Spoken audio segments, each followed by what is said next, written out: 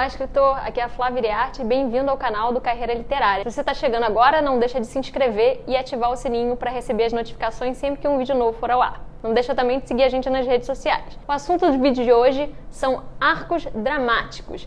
Volta e meia eu uso esse termo aqui, ou então nos meus webinários, e muita gente me pergunta, mas Flávia, o que é um arco dramático? Como eu faço para construir um arco dramático? O arco dramático, de forma bem resumida, é a curva de transformação que o seu personagem sofre ao longo da sua narrativa. O arco dramático ele é fundamental para dar um drive na sua história, Uma história sem arco dramático geralmente é uma história monótona, entediante. Mas como que você faz para construir um arco dramático? Quais são os tipos de arco dramático? Eu listei aqui alguns que você pode usar na sua história, mas é importante dizer que eu não me baseei em nenhuma bibliografia específica para isso. Isso não é um conceito sistematizado. Eu tirei isso da minha experiência como leitora e estou compartilhando aqui com você essas categorias que eu criei apenas para te facilitar na hora de você construir a sua história. Então vamos lá. Primeiro arco, o arco da redenção. O arco da redenção a gente pode expressar mais ou menos numa curva assim,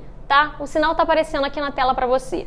O que é mais ou menos o arco da redenção? O seu personagem, ele começa numa situação aqui em cima, tem uma curva de ruína aqui, então ele tem alguma coisa que seja muito importante para ele, ele perde tudo e depois ele recupera isso que é muito importante para ele. Exemplo, filmes hollywoodianos. No americano adora uma redenção. Então, digamos aqui que é um cara que tem tudo, ele tem a mulher que ele ama e de repente ele é tentado pelo poder, por algo que faz com que ele perca isso que é importante para ele, mas aí ele vai ter uma lição, vai entender que aquilo é importante e vai atrás de recuperar aquilo. Você já viu uma história como essa? Com certeza. Depois do arco da redenção, nós podemos chamar o nosso segundo arco de arco da ruína, expresso numa curva mais ou menos assim, descendente. Nessa curva, o personagem começa aqui numa situação que é, digamos assim, a situação status quo, sine qua non, em que as coisas estão correndo bem para ele,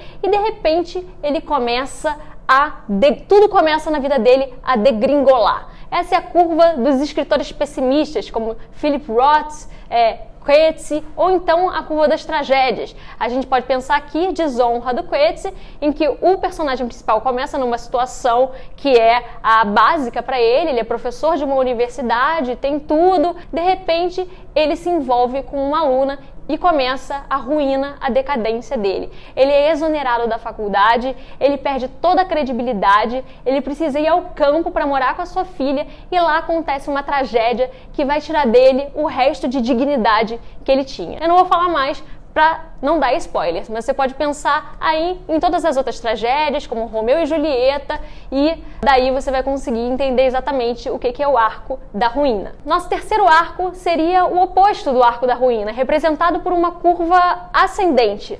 Nessa curva, o personagem parte de uma situação em que ele tá na merda, e ele vai conseguir sair dessa situação. Então o personagem já começa com uma falta, já começa com uma situação desfavorável a ele, e ele vai conseguir sair dessa e chegar numa situação de transformação, uma situação melhor.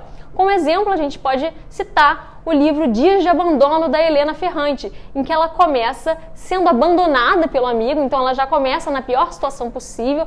Essa personagem vai sofrer, vai comer o pão que o diabo amassou, porque ela foi trocada por uma mulher mais jovem, ela vai perder toda a autoestima dela, mas ela vai conseguir recuperar isso através de um processo de transformação pessoal. Como quarta curva, a gente pode ter aquele processo circular, muito comum nas narrativas fantásticas, em que o personagem começa com uma situação que é anormal para ele é chamado, ele é convocado a uma aventura, ele passa por todo um processo de transformação em que ele vai enfrentar inimigos, passar por dificuldades, receber ajuda de assistentes, e ele vai retornar exatamente à situação inicial dele, mas ele vai retornar transformado. Então ele vive mais ou menos um círculo.